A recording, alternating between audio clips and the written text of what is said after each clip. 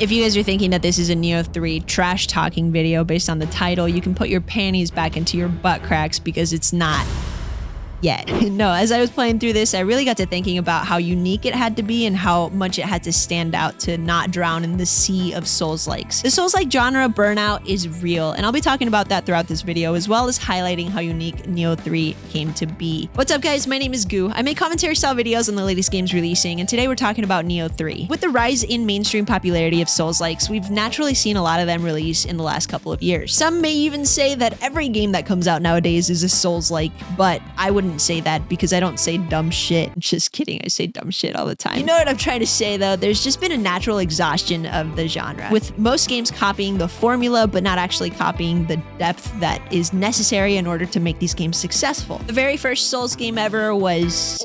I think it's Demon Souls. I mean, there's a lot more that goes into it. There's a lot of inspiration games, etc., etc. But to simplify it and not go too much into it, it is Demon Souls. I think a lot of people will agree with me that Demon Souls was the first RPG where you role-played as the victim. From Software basically created this niche genre for masochists, I mean, challenge dwellers that grew steadily in popularity with each release. But the blow-up game within the genre, the big shebang, at least for mainstream audiences, was Elden Ring. Whether it was the open-world concept or the polished mechanics, this game appealed to more than just your typical Souls player. And for a lot of people, it was their first Souls-like that led them to trying out other FromSoft titles and other titles that took a jab at the formula. The same thing happened back in the day when, if you guys remember, GTA games became super massive. GTA came out, it became super popular, and of course, a bunch of GTA clones started spawning left and right. A lot of them were written off as just that. They were copycat games that never really made a name for themselves. And I can't think of any other series that actually stuck around other than the Saints Row games. But of course, if you make a game where you can hit somebody with a 4-foot dildo, it opens up a lot of doors for you. Life hacks, now you know. There's absolutely nothing wrong with trying to build on a genre, but doing the genre justice is important. It can't just be a copy my homework but change it a little bit type of situation. And I honestly think you have to have the biggest set of nuts to try to make a Souls-like game nowadays because of the levels of scrutiny that this community puts these games through. I hit on this a little bit with my Ninja Gaiden 4 video, if you guys saw that, but there's a little bit of a debate on whether or not people want hard games anymore. And I personally believe it's not really the difficulty of the games that's the issue, it's the quality of life features that make the biggest difference in enjoyment for these games. But that doesn't really have anything to do with what I'm talking about today, so I digress. Some Souls-likes fail because they aren't visually appealing, others will fail because of the gameplay, but I think the number one issue with bandwagon titles in this particular genre is the lack of depth and uniqueness within a lot of these games. What makes Souls games special is the emphasis on the level design, the combat, the character builds, the boss design, and the intricate lore. If you can manage to go in depth with these things in a unique way, then you've got yourself a Nioh. I'm gonna say it like that for the rest of the video. The first Nioh released in 2017 and made a big splash because of its ridiculously bonkers, fast-paced combat and stylized animations. It managed to do what a lot of games just weren't quite hitting at the time, and that's to be good. I personally remember playing through about half of that game before deciding that my sanity was worth more and just quitting. Back then, I wouldn't consider myself a dedicated gamer, and I just wanted brain rot type games instead. But thankfully, I've grown out of those transgressions since then, so don't worry. And by the time Nioh 2 came out, I was ready to take on that challenge, but again, just failed halfway through. I don't have a really good excuse for that one. I was having fun with it and everything, but I had to take a break in between, and when I tried to come back, I got my shit pushed in with a broomstick. Matter of fact, it was somebody else's shit that got pushed into me with a broomstick because it was that bad. Those are just not the types of games that you can take like a month break on because there's so many mechanics, and if you forget even just one, you're fucked. Start over. You're not gonna remember anything else. I just didn't want to go through all that again, but when Nioh 3 was announced and it finally released, I was determined to beat it this time around. Having experienced the second game fairly recently, I picked this game up a lot quicker, and don't get me wrong, it was still very much a difficult game, but I enjoyed it exponentially more. I couldn't take a break from it even if I wanted to, dude. The addictive nature of the discovery and the combat gameplay loop held my tiny brain hostage. I haven't seen daylight since this game was released. The first thing I noticed as soon as I went in was the gameplay was super polished, it was responsive and smooth, but honestly I was expecting that, so that was no surprise to me. The second thing I noticed was how ugly it was.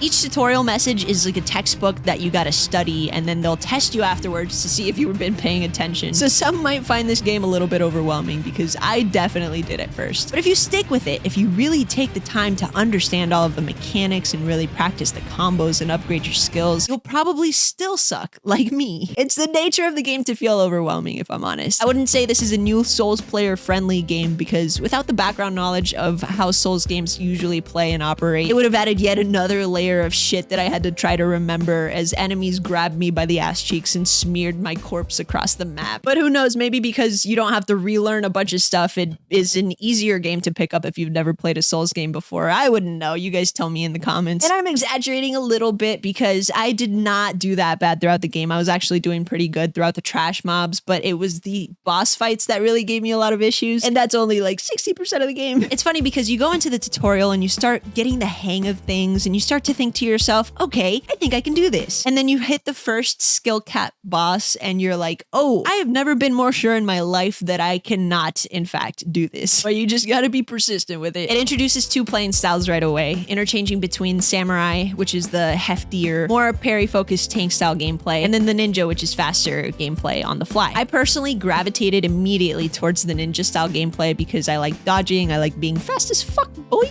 and I like hitting it from the back. But if you can master and interchange between both of them, I think this could be a really dynamic game. Honestly, if you're flawlessly switching between both to beat ass, I'm sorry I even exist on the same planet as you, because I couldn't fucking compute that. It took me a long time just to understand my own mechanics within the ninja realm. Every time I accidentally switched to the samurai, I would be like, duh. And I only occasionally switched to the big back samurai on purpose in order to get rid of the yucky circle with my farts. Out of context, nothing that I say in this video makes any sense. To be fair, with context though, I don't think anything that I say makes sense anyway. From my understanding of it, to really have a effective build, you have to focus on one or the other. I don't know, maybe there's a hybrid build that's really good out there. I haven't tried anything. I really only focused on the ninja build throughout the game, like I said before. Stealth is fucking hilarious. The AI is blind. They have no peripheral vision whatsoever, which, no complaints from me, dude. I despise stealth games, but I just thought it was funny that I could basically walk right next to somebody and stealth kill them from the back, making this big, huge animation and kill noises, and another dude is 4 feet away, completely oblivious to what's going on. Huh, must have been wind. Yeah, my friend is decapitated. The wind is just really strong today. 10 out of 10 stealth would not change a thing. The loot is there.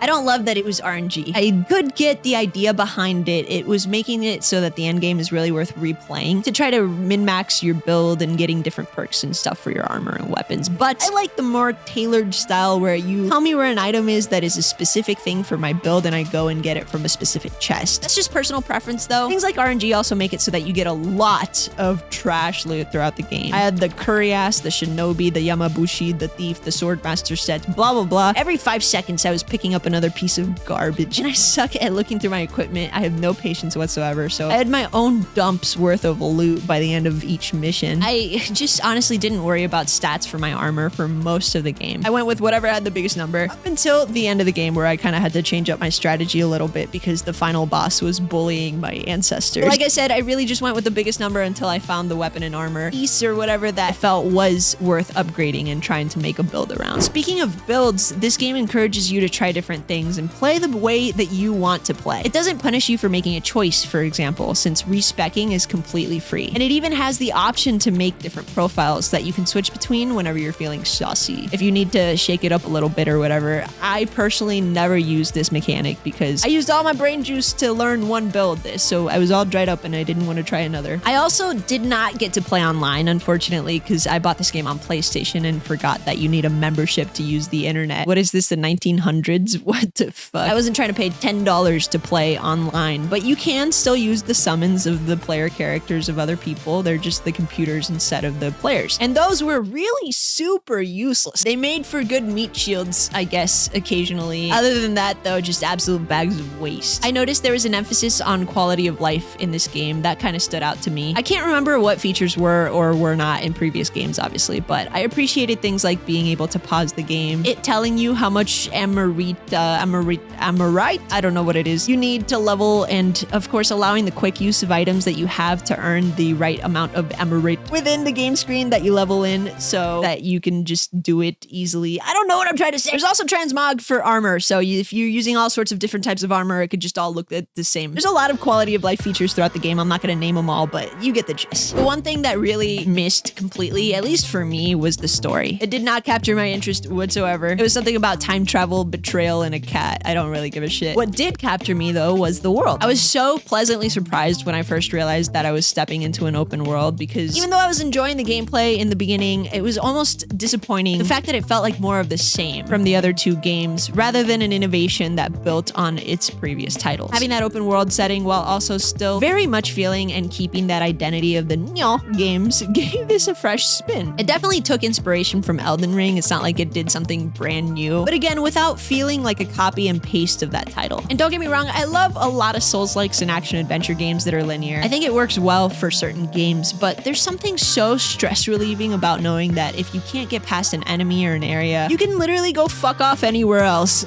You don't have to keep hitting your head against the wall or backtrack to grind to places that you've already completed to try and level, because that's just fucking boring. I'm so impatient that I usually just power through games like this with severely underleveled characters because I just can't be bothered to grind. I'm stubborn when it comes to that shit, what can I say? But throughout this game, I was surprised to find myself being overleveled for a lot of the areas because I wanted to do and see everything. It was like being a little kid at a theme park, or just being an adult me at a theme park. I love theme parks. The world is so astonishingly dense, and as you explore, it's very rewarding to chip away at the massive beast that is things to do in this game. There's mini bosses, liberating bases from enemies, there's killing a bunch of people, finding friendly little animal thingies that give you little upgrades, side quests with their own stories and their own bosses and their own rewards, and the list goes on. I'd say that the beginning is more flush with things to do because it is the introduction to the world, and the introduction world is the biggest. And as you unlock other areas, they do become a little smaller, but no matter the size of the level, the design in each area is honestly impressive. You can tell that they were meticulous in making it engaging and multi-leveled and rewarding to explore. I took a little jab at the game earlier with the way that it looks, and I kind of meant it. It's not the prettiest game, but it's also not the ugliest game. It's very dark, and you get to see a lot of the same themes all the way through with your occasional impressive area. The whole, oh wow, that's pretty moments felt few and far between, but they do exist. There's also a noticeable lack of enemy types for trash mobs. Each boss was unique. There's no complaints there. I really actually enjoyed the boss fights a lot, but I got tired of fighting little ugly beer belly hillbilly, Elmo's drunk uncle, and Timu Medusa over and over again within the first 12 hours of the game, which by the way are a lot of enemies that I saw in the previous game. And it makes sense because it's the same lore and it's the same whatevers, but you know, it just felt like a copy and paste. Small complaint. It really didn't make that big of a difference, and I still had a ton of fun throughout the game. Nioh 3 and really all of the Niohs don't fit into the category of copycat bandwagon games because they managed to create an identity separate from any other Souls-like, with depth to their games comparable to that of From Software games. Its uniqueness pretty much speaks for itself. That's why we're now on Nioh number 3. And although there is a burnout within Souls-likes, games like this give me hope that the genre still has room to grow. Team Ninja honestly just killed it. I had a ton of fun playing through this one, and I hope you had fun watching this video. Make sure to subscribe, guys. We're almost at 15,000 subs on this channel, and once we get there, we hit total world domination. But until then, I hope you guys have a good one, and I'll see you in the next one. Bye.